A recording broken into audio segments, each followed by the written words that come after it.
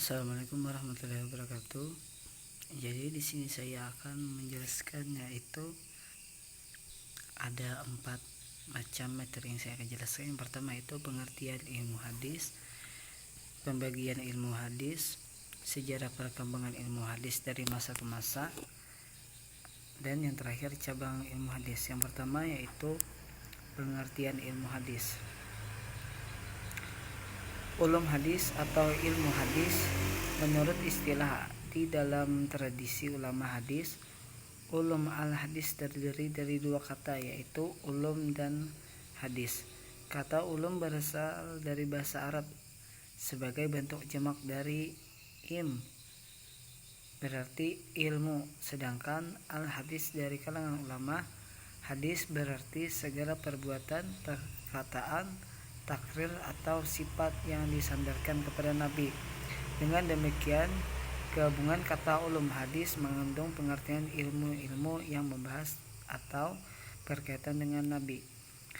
Ilmu hadis adalah ilmu yang membahas kaidah-kaidah untuk mengetahui kedudukan sanad dan matan, apakah diterima atau ditolak. Menurut Tengku Muhammad Habsyi As-Siddiqi, ilmu hadis yakni ilmu yang berpantau dengan hadis, banyak ragam macamnya. Menurut Izzuddin Ibnu Jam'ah, ilmu hadis adalah ilmu tentang kaidah-kaidah dasar untuk mengetahui keadaan suatu sanad atau matan hadis. Yang kedua yaitu macam-macam hadis atau pembagian ilmu hadis terbagi menjadi 2. Yang pertama yaitu hadis riwayah.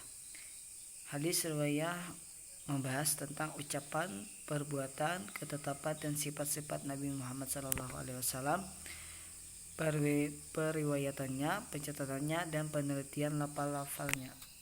Yang kedua yaitu ilmu hadis dirayah, adalah kumpulan kaidah-kaidah dan masalah-masalah untuk mengetahui rawi dan marwi dari segi diterima atau ditolaknya. Yang ketiga yaitu tahapan sejarah perkembangan ilmu hadis dari masa ke masa. Pada tahap pertama, kelahiran ilmu hadis. Pada dasarnya, ulum hadis telah lahir sejak dimulainya perwiratan hadis di dalam Islam, terutama setelah Rasulullah SAW wafat. Waktu itu para sahabat telah hafal Al-Quran dengan sempurna, seperti halnya mereka menguasai dan memelihara hadis Nabi. Ketika umat merasakan perlunya menghimpun hadis-hadis Rasulullah dikarenakan adanya kekhawatiran hadis-hadis tersebut akan hilang atau lenyap sebelum terhimpun ke dalam bentuk kitab-kitab hadis seperti sekarang. Hadis diajarkan dan diriwayatkan secara lisan dan hafalan sesuai dengan keadaan masyarakat Arab masa itu yang memiliki daya hafal yang kuat. Tapi tidak berarti penulisan hadis tidak ada sama sekali. Para sahabat kemudian mulai melakukan pencatatan dan periwayatan hadis. Mereka telah memulai mempergunakan kaidah-kaidah dan metode-metode tertentu dalam menerima hadis, namun mereka belumlah menuliskan kaidah-kaidah tersebut.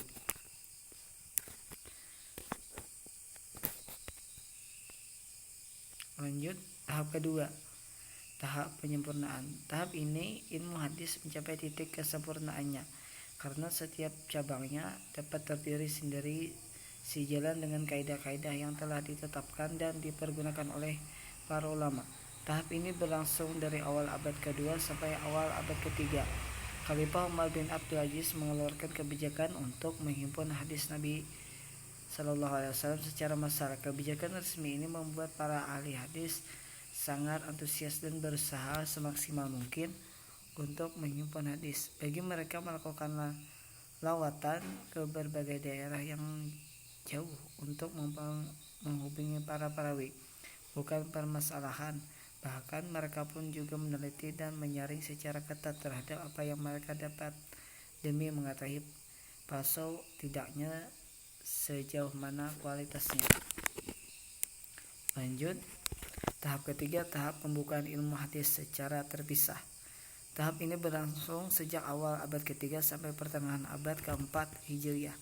Abad ini merupakan masa pembukuan hadis dan merupakan zaman keemasan hadis. Sebab dalam abad inilah hadis dan ilmunya dibukukan dengan sempurna. Tahap ini ditandai dengan inisiatif para ulama untuk membukukan hadis Rasulullah SAW secara khusus demi meneliti kualitas sebuah hadis.